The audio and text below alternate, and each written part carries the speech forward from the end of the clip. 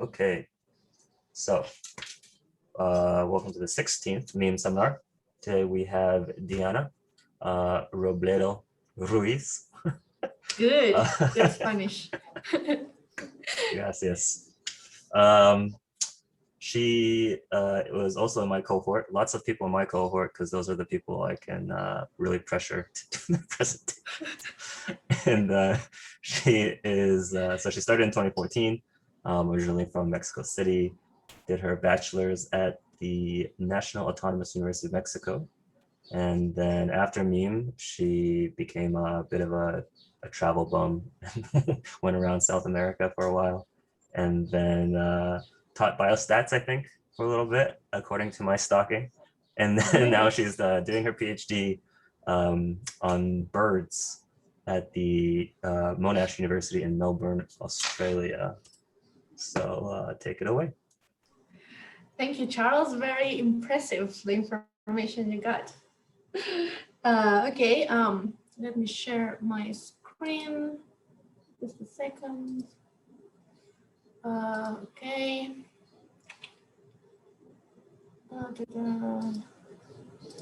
Yeah.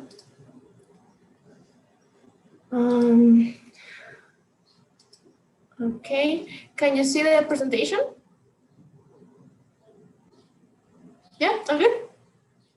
Awesome. Okay, thank you very much, Charles, for that introduction. Thank you all for being here. I'm really excited to tell you about my project, which is about the genetic rescue of the helmeted honeyeater. But before talking about the helmeted honeyeater, which is a beautiful bird, I will tell you about another bird that was also endangered. So once upon a time in the 80s, actually, there was a conservation program that wanted to protect the dusky seaside sparrow, an American bird that used to distribute in Florida and whose population plummeted until only a handful of individuals were left in the wild. There were huge conservation efforts done by its recovery team, who allocated a very large budget to track and capture all the remaining birds that were put into a captive breeding program with ultra fancy infrastructure. Despite all of this, the dusky seaside sparrow was declared officially extinct in the 1990s. Our worst nightmare, right? They had everything we needed to save it, and they couldn't save it. So what went wrong? So we know that human activities have led to the fragmentation of species distributions, have interrupted the natural gene flow occurring in them, leaving us with small, isolated populations that over generations become more and more inbred and start suffering from increased inbreeding depression, which is the loss of fitness due to the mating between relatives. And they start losing genetic diversity. And this is a big problem because these two factors have been demonstrated to greatly increase extinction risk. In recent years, scientists have realized that saving species from extinction requires, as a complement to the traditional conservation measures, the genetic management of these threatened populations. That by studying their genetics, we can better understand the processes occurring in the population, and this will allow us to correctly intervene to restore the mechanisms that would have normally kept the population healthy, but that have been disrupted in the deteriorated habitat.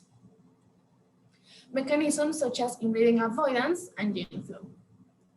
If we ignore the genetics of threatened populations, many conservation initiatives are likely to fail, just as the dusky seaside sparrow one did. So it is in this context, from the urgent need to address genetic management, that my project comes in. Now, let me introduce you to this gorgeous bird, the helmeted honeyeater, also known as HeHo by close friends like you and me. HeHo is one of 4 subspecies of yellow-tufted honeyeater. The HeHo is critically endangered. There is only one small population left that at one point consisted of only 50 individuals. It has been subject to huge conservation efforts that have brought the population to around 200 individuals. But sadly, the population exhibits low genetic variation, a very small effective population size, and important amounts of inbreeding depression. Even worse, projections show that if we do not intervene, its genetic health will continue to decline, and they might go extinct within the next 50 years.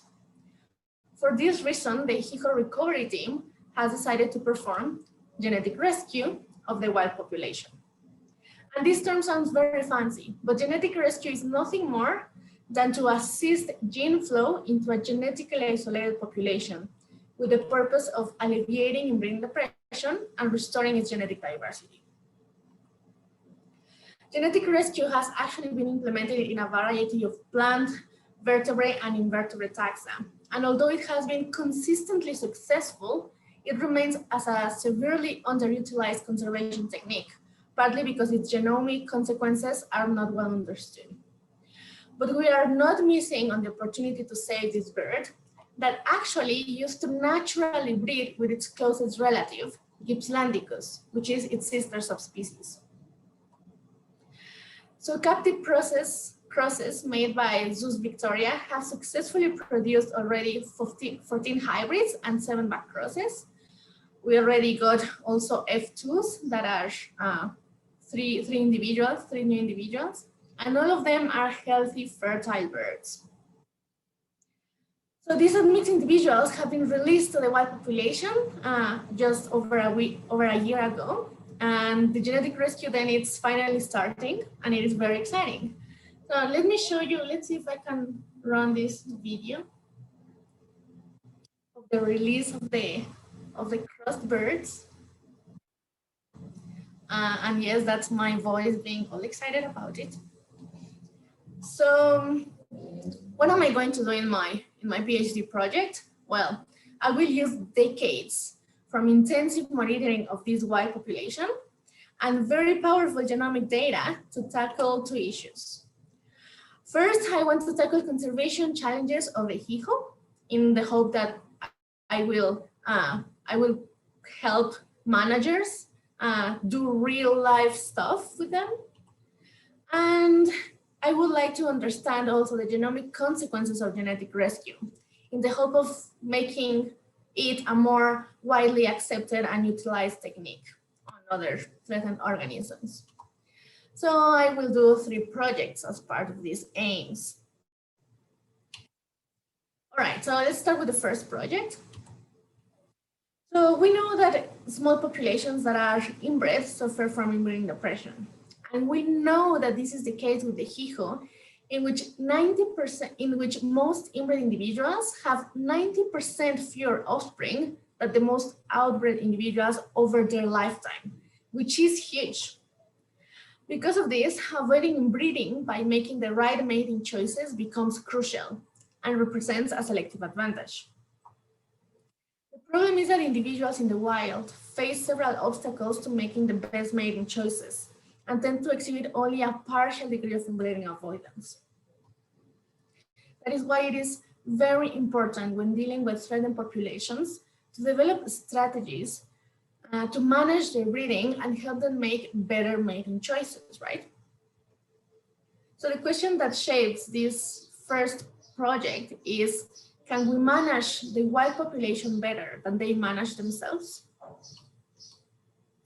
And that big question can be broken down into 2 smaller ones. First, how good is their inbreeding avoidance? Because if they're already doing super well, maybe they don't even need our help. And second, in case they are not, can we manage them better? To answer the first question, we measured kinship. So let's imagine breeding season 2011 and 12. Thanks to the monitoring of the population, we know exactly which males and females were present in that year, and we have their genetic samples. So we genotype them and calculate per kinship for all male-female combinations. Kinship is just a measure of how related 2 individuals are, obtaining a matrix. So here I'm representing kinship values in a white to black scale, with white being small kinship, which is better for avoiding inbreeding because it means they are not very closely related, and black being the opposite. Then we identify the real pairs, the actual breeding pairs that were formed in that year. So to identify the social pair, we just use the field data.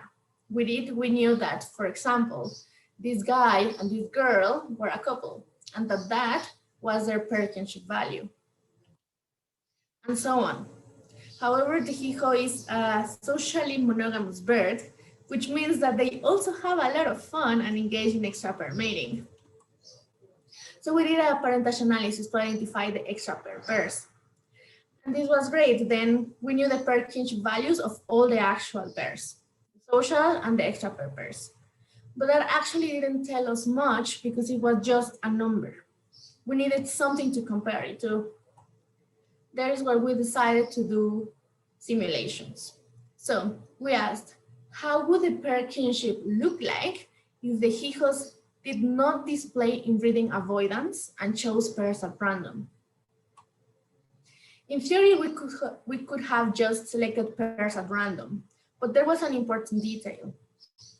The population is organized in social subgroups called neighborhoods, in which 90% of individuals stay during their whole breeding life. So they do not move to other neighborhoods to breed. Then pairs are constrained to be formed within neighborhoods. So we randomly selected pairs within neighborhoods. But to keep this scenario biologically realistic, we selected only the same number of pairs per neighborhood as the actual pairs. So for example, if in neighborhood 1, there were 8 actual pairs, we selected 8 random pairs. And we restricted the maximum number of pairs males and females could form. If in neighborhood 1, for example, the maximum number of pairs any male had were 2, then we kept that limit in the simulations. So for all this process, because it's not easy to do by hand, we made an R function.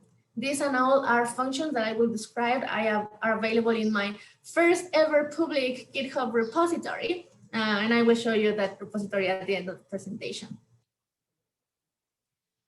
All right, so we also simulated another scenario, but this time looking for the best pairs. This is the ones with the lowest pair kinship, right? So the selection would look like this, the lowest values. But again, to keep this scenario biologically realistic, we kept the biological and social constraints in the simulations.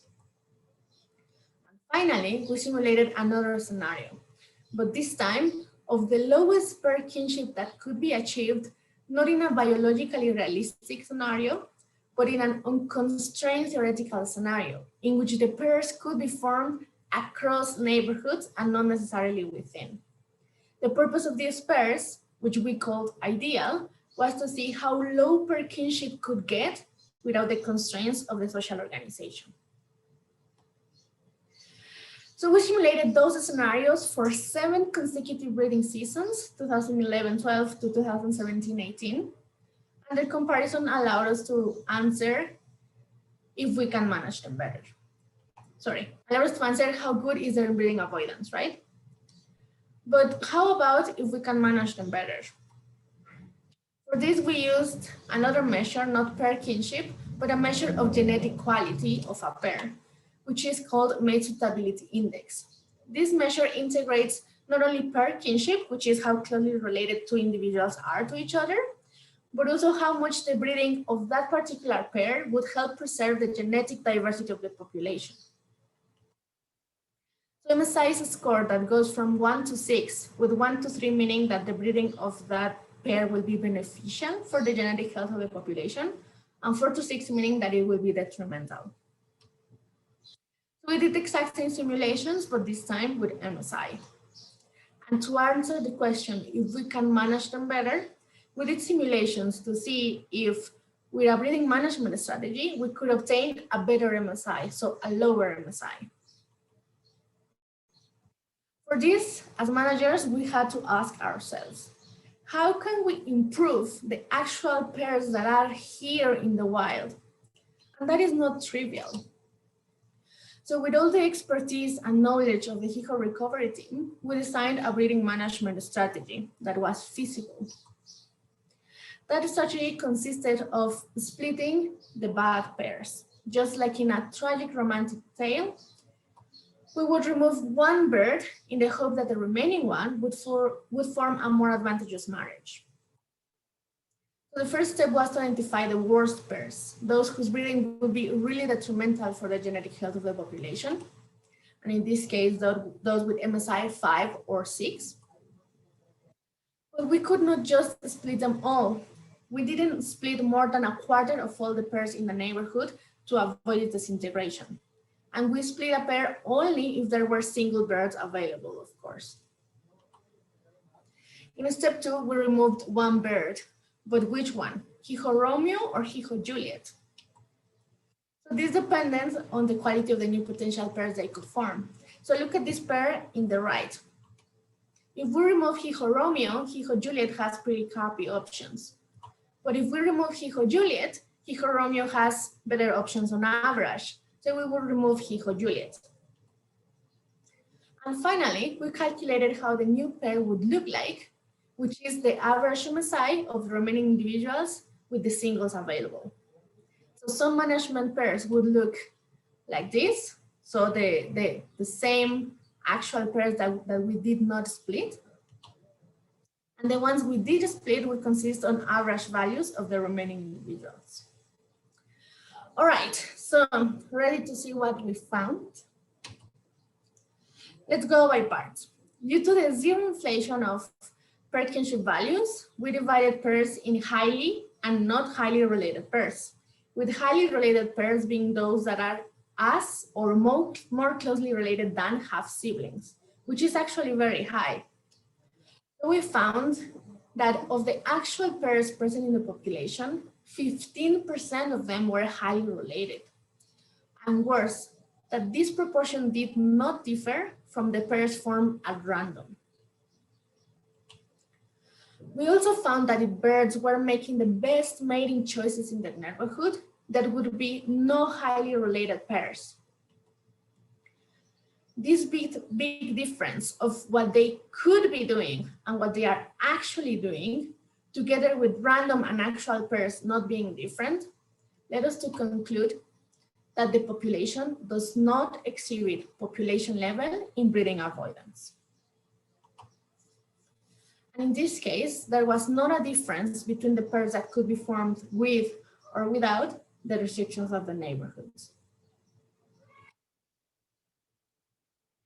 And what about the management? Can we manage them better? Sadly, we found that the average pair that was present in Yellingbob, which is the natural reserve of the bird, during 7 breeding seasons was slightly detrimental for the genetic health of the population. Exactly as it would happen with randomly selected pairs. We also found that birds magically chose the pairs in the best way. They could only manage to make slightly beneficial pairs on average. But without the presence of the neighborhood, they could form pairs that would be highly beneficial for the genetic health of the population. This large gap tells us that the social organization represents a barrier for the formation of ideal pairs. Sadly, and even worse, we found that with the breeding management strategy, the best we could come up with all the expert knowledge, we cannot improve the genetic quality of the pairs. We keep getting slightly detrimental pairs on average, so we cannot bring the MSI lower. So we think that this is due to a terrible combination of the barriers that the social organization imposes and the lack of population level inbreeding avoidance. So this is pretty grim, right? We learned that the social organization renders the breeding management ineffective, that we cannot help them with a breeding management strategy. We also learned that, our results are a cautionary tale, right? Warning managers that the social organization of a population must be considered in the design of breeding management in the wild, because it will definitely influence its success. And we learned that sometimes managing the population as it is, even with the best strategy designed with the best experts, will simply not be enough. And that other measures to reduce inbreeding, such as genetic rescue, should be considered. So yes, our results give support to the decision of doing genetic rescue of this population. And it tells us that for it to be successful, gene flow must target all the neighborhoods. Otherwise, it's not going to work. Yes, so that's the first project. And let's talk about the second one, in which I am currently working on. And this second project comes when we talk about genetic rescue and saying that we are doing genetic rescue of this population. Usually people, managers, all the people that are working with this bird ask us a very fair question. After genetic rescue, will the HeHo still be a HeHo? And that's a question that captures two of the risks of genetic rescue. That by introducing genetic variation, we will swamp the local adaptations and that we will lose the distinctiveness of the population that we are trying to save. In other words, that we will lose the HeHoness, right, of this bird. However, we have to remember that in these small fledgling populations, the strength of natural selection weakens, and instead it is genetic drift that can cause the accumulation of deleterious alleles. In fact, we know that it was a combination of local adaptation and genetic drift that caused the divergence of the HeHo from Gippslandicus, its closest relative. So this difference between adaptive and deleterious distinctiveness has profound consequences on how we evaluate the effects of genetic rescue, because we might lose some genetic distinctiveness, but if it is deleterious genetic distinctiveness, so we like to think of this project as guided by two questions. What makes a HeHo a HeHo? What is the genetic distinctiveness of this bird? What is its HeHoness? And second, is it good or bad genetic distinctiveness? For this project, we have something amazing. We, together with collaborators, we have a chromosome level assembly of the HeHo genome done with high-C technology. And we have also whole genome sequencing of 75 individuals, 47 of them HeHos. Now, with all this data, the trick was to find out how do you actually identify genetic distinctiveness. As it turns out, there is a software that is used for other things, but this software is called Relate, and it estimates genealogies of a group of individuals across all the genome. So Relate can identify that, for example, in this genomic region, let's say the red region, the genealogy looks like this, but that in the other region, it looks like in the green one, and so on. So what I am proposing is that the genomic regions in which the HeHos are grouped together, right? Because we have HeHo, Gippslandicus, and the other subspecies. But in the regions in which the HeHos are grouped together, let's say this one in green, can be seen as candidates for the HeHo genetic distinctiveness. So we can identify the SNPs in these regions that result in non-synonymous mutations and predict their effect on protein functionality to understand if they are deleterious or neutral. Also, Relate happens to have a test for positive selection, which would tell us if some alleles in the HeHo are adaptive. And finally, we can try and confirm if these putatively deleterious or adaptive alleles are so with the fitness data that we have available for the 47 HeHos. So Relate is actually a very hungry software. It requires haplotypes. So of course, to know exactly what alleles each chromosome per individual has. And it requires a genetic map to know the recombination rates along the genome. And that is super good for human data. Of course, Relate was developed and has already been used to investigate the evolution of humans, because all that information is available there, in the public domain for human data. But of course, that's not the case for non-model species, and especially for endangered species. So I've had to do it pretty much all from scratch. And this is the pipeline that I have to do to use Relate. And relate is that last step down there. So I had to do a lot of stuff to just get to use relate. So yeah, we don't have haplotypes yet. This part here that is in blue, that's the pipeline that I need to do to obtain haplotypes. So calling SNPs from whole genome sequencing, and then haplotyping with ShapeIt. And yeah, I am currently in this other step, the orange one, in which I need to produce the genetic map. Yeah. I have been working in the genetic map for a few months, and luckily, I just got results last week. Ta-da! This is the first ever genetic map for our species. This is a very preliminary image, but the map is already there and ready. But yeah, so this part of calling SNPs from whole genome sequencing has been running already for 4 months and is kind of halfway. So wish me luck that I will have data on time to continue this. Yes, so now, last but not least, in our third project, we want to know what happens to the genome during genetic rescue. One of the reasons why genetic rescue is not more widely used is that its genomic consequences are not well understood. For example, we don't know if during gene flow, the whole genome is in risk of being swamped, or if the retention of adaptive alleles is possible. And we don't know how that relates with increasing fitness. The cool thing is that we can study all of this using the HeHo. We can monitor the genomic consequences of genetic rescue as it happens, because it's happening right now, and even adjust the gene flow accordingly. So we are going to use the whole genome sequencing from mixed birds. So, you know, all the birds that are mixed, Gippslandicus and HeHo.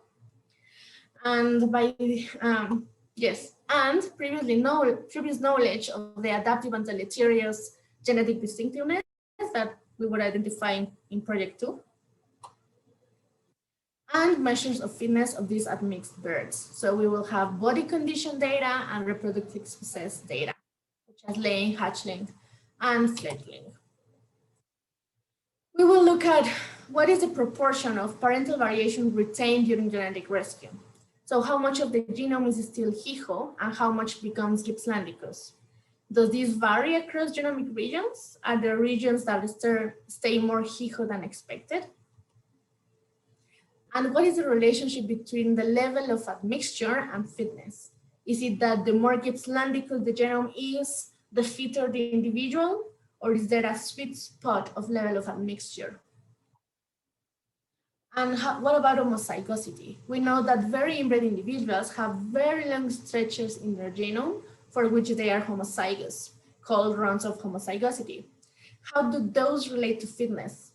Are there specific regions of the genome that, if stay homozygous, significantly correlate with low fitness?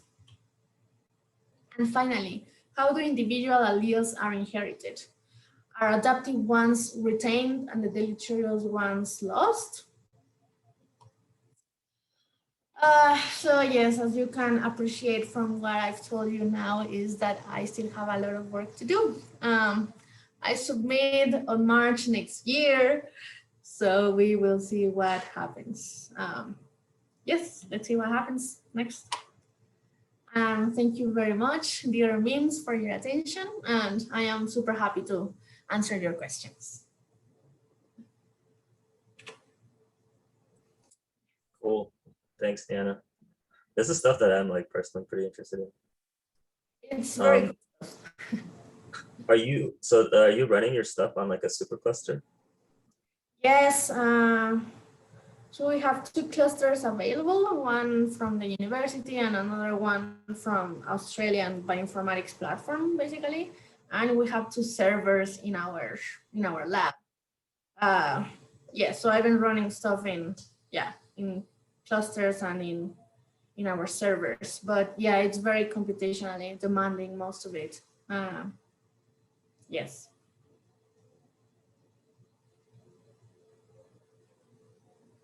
Yes, Lori.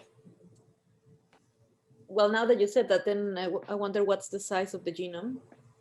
It's not that big, it's 1.1 gigabases. I guess for a bird, it's not big. Yeah, Yes, and I was also wondering, something that wasn't clear to me is how ecologically diverged the HeHo is with the sister species. yes. Yes, there is some divergence. So HeHo is found in lowlands, swampy lands, and it's a sedentary bird. While Gippslandicus, the sister subspecies, is a higher land, drier area, and it's nomadic, so it moves around much more. So yes, there are definitely ecological differences. What makes us more calm about mixing them is that gene flow used to happen naturally before human activities. So there are records that there were hybrids that naturally occurred in this area in which they used to be together before all the fragmentation with farming and etc. And we also have found in their genome signs that there are Gippslandicus, there's Gippslandicus genes, there's Gippslandicus regions. Yes, so we know that there is historical, like very old gene flow between both, and we also have records of very recent, a few decades ago, hybridization happening. Most of the cases in which genetic rescue is discussed and a lot of people don't like it, in most cases, that gene flow used to happen naturally in those threatened population, and it's just human activities that have cut that necessary gene flow. So it's basically just restoring what used to be there and just facilitating what used to be there. But I mean, you say that, but then there's also, you can turn it around, right? You could say, yeah, there was gene flow, but whatever, the hybrids were actually not very fit, and that's why the species maintain integrity through time. You know, like, I mean, that could be, I don't know, but like maybe there was a hybrid zone, but actually the hybrids couldn't invade in either way because they were not as fit as the parentals, something like that. Yes, I think you're right. Maybe the hybrids were not the fittest, but given the state, the genetic health of the population right now, in which is so inbred that, you know, predictions are they will go extinct in 50 years if we don't inject some genetic variation, you know, given that the scenario in which they will go extinct, then, you know, risk of, okay, maybe the hybrids won't be the fittest, but we need that genetic variation, right? So just, yeah, kind of like saying, okay, let's not go overboard and just produce a super hybrid population, but let's inject some little genetic variation so these guys just don't go extinct. You see what I mean? It's kind of a risk assessment thing. It's like, yeah, we might not get super fit hybrids, but these guys are going to go extinct. Let's try it out. If they are going extinct anyway, let's try it. And there's actually many cases in which good things happen. You know, the Florida panther that used to be super inbred, super sick, used to have a lot of genetic illnesses, and the kinky tail, they were in very bad condition. And just by, you know, like doing some crosses with a few individuals, the population recovered and is going super well. So there is a lot of work showing that it's actually good for these very bad populations. And the point is actually to bring it to a healthy enough state so it can sustain itself, you know, like in the long run, to not have to introduce these new genes continuously, just enough so they are in a good shape, and then they can continue, you know, just growing on their own.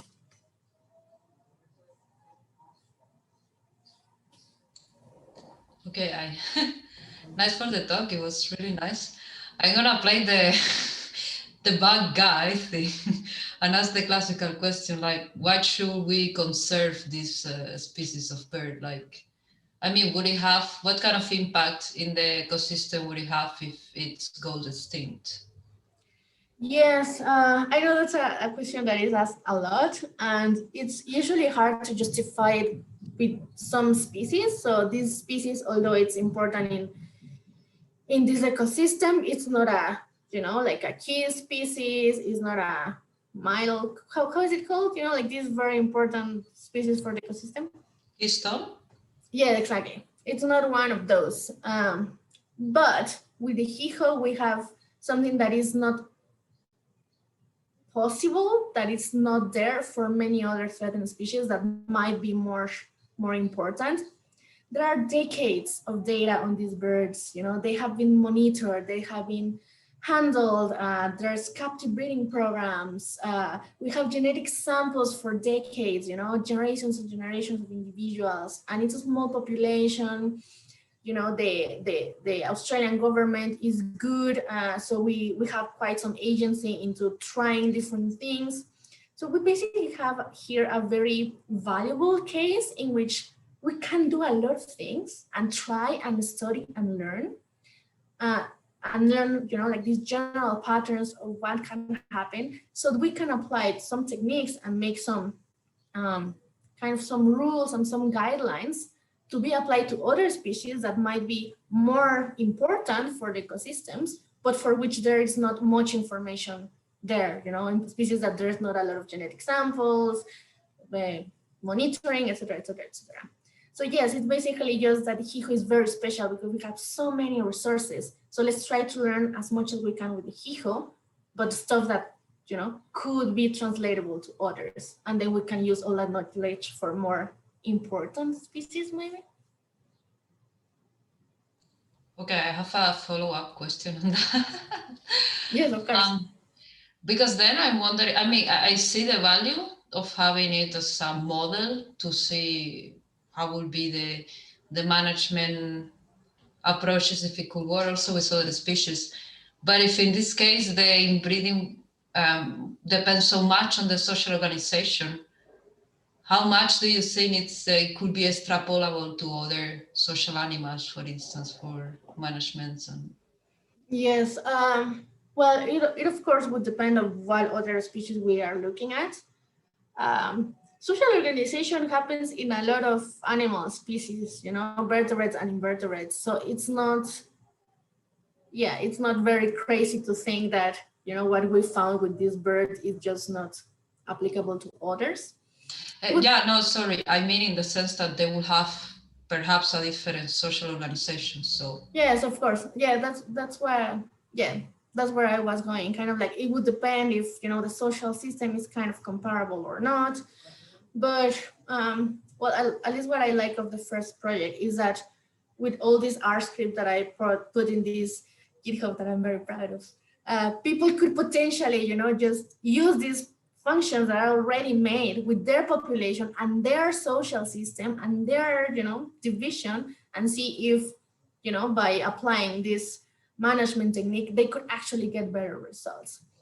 So yes, we made all the functions in a flexible way so people could use them, and yeah, it doesn't have to be restricted to be exactly as my population.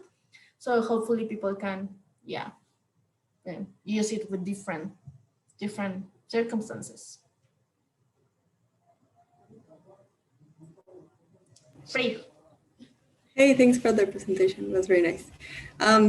I was like, while you were talking, it came to my mind if you can have like temporal genetic data by looking at museum species or museum samples of these species, and to see how the loss of genetic diversity has happened. But then now you mentioned that you have the genetic data for many decades. Is that correct? Or Yes. Well, that's actually the genetic data that I was talking about. It has already been done, you know, by a PhD student that was before me. So when I was telling you that there has been a decline in genetic variation and there has been an increased level of inbreeding, is with actually compared with museum samples. So yes, the earliest museum samples I think were at the beginning of the 1900s. Yes, and yeah, that's what I found. It's just super clear. Genetic variation is going down and down and down, and inbreeding is going up. So yeah, that's pretty much how we have been putting together the case and convincing Australian authorities to let us do a lot of things that we are doing now. But yeah, there is a lot of work behind me that, yeah, it's supporting all this stuff we're doing. Yes, Lori. Sorry, maybe somebody has another question. Yeah. But have you heard of the germline restricted chromosomes? Yes, I have. Okay, so I guess my question is, if, I guess not because it's rather new, but if you know or you understand the germline restricted chromosome of your bird, and also kind of because people, as far as I don't understand, they don't yet know if it's useful for anything at all. I think I would be very interested in seeing if you introduce the germline restricted chromosome of the other species, if something changes.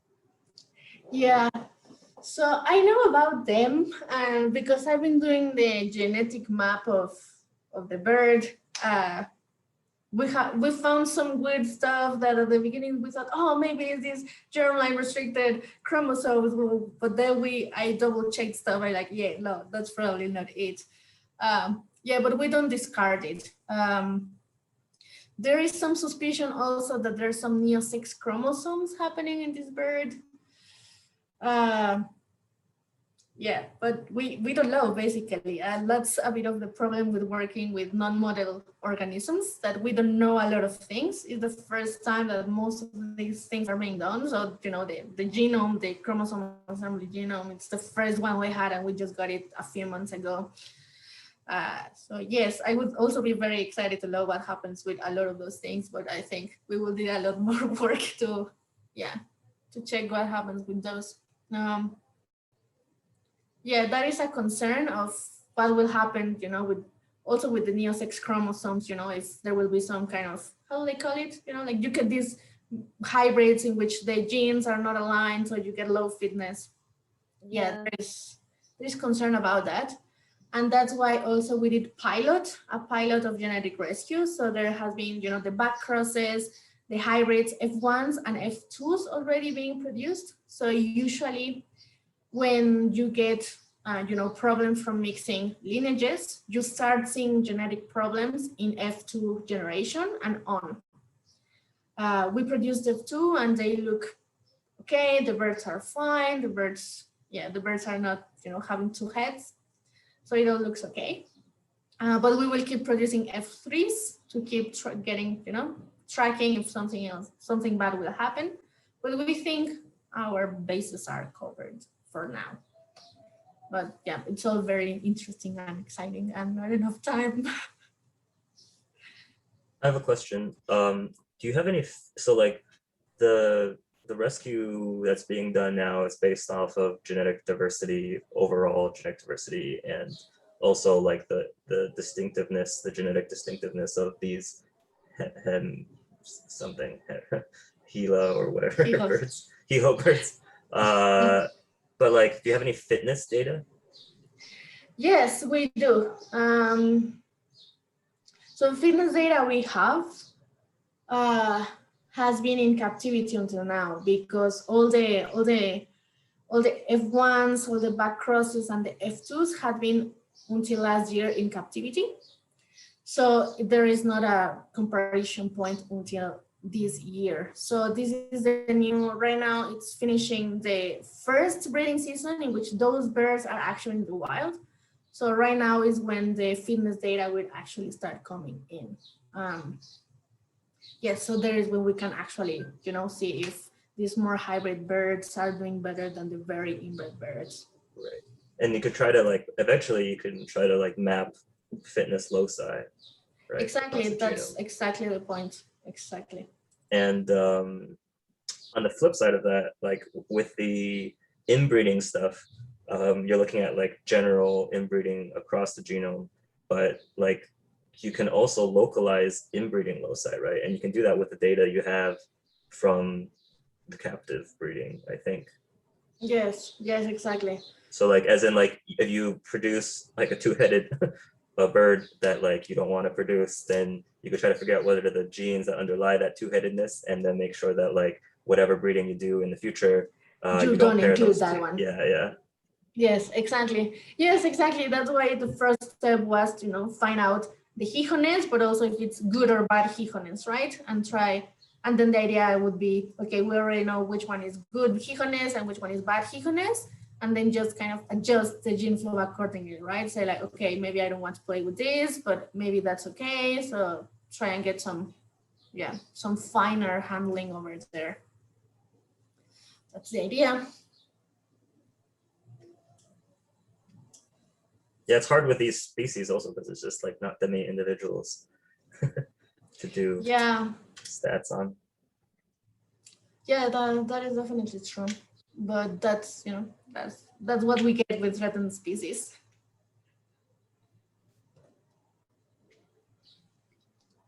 I assume so. Like they've done. I don't know if they've done this, but they definitely talked about doing this with like cheetahs of inserting lost genetic diversity, historical lost genetic diversity, which you can get from like museum samples. Have they talked about doing that in this work? Yes, actually we applied to this agency in the States. It's called Revive and Restore. Yeah. We applied for funding for them, and it's a very cool, weird agency. They are basically, so they have a gradient of projects that they are funding, and they have the low-tech projects, which is basically us, which is literally crossing, you know, individuals to try and preserve endangered. But then they have this in the other spectrum, these very weird projects in which they are trying to do what, see you, Lori, but they're trying to do what Charles said, right? It's kind of take some genes from old museum samples and try to inject it, you know, in the threatened individuals, or even try and, you know, bring back to life extinct species back into life. So yeah, but when they told us that our project was low tech, I was very, very offended. I took a look at the other projects. They are funny. Like, okay, my project is low. I get it now. Yeah, there's very crazy stuff happening there, and there's some funding over there. So yeah, it's very exciting. It's a very exciting field right now. But do you like, what's the general like Australian academic attitude towards that kind of stuff? Because it can be kind of controversial even in like, you know, the States. Yeah. Well, Australia and especially Victoria are very, very good. I am very impressed with how much support is there, with how much interest in the genomic, you know, management of the threatened population is. Of course, this has been a work that has been over decades. So my supervisor himself has been working on this for decades. And he said at the beginning, people wouldn't even listen to you, you know, they would think that it's stupid, it is crazy. Of course not, but it's over time, you know, with more and more evidence and more work and working with stakeholders and managers, etc., that, you know, all that trust has been built. So right now in Victoria, there is a very nice space in which we are allowed to do all of this. So there is a lot of support on trying different things. So I would say Australia is kind of ahead in this field, trying a lot of stuff. And yeah, it's very nice to work there. There's just the medium to work on this and a lot of support. Yeah, you seem like you're having a lot of fun down there.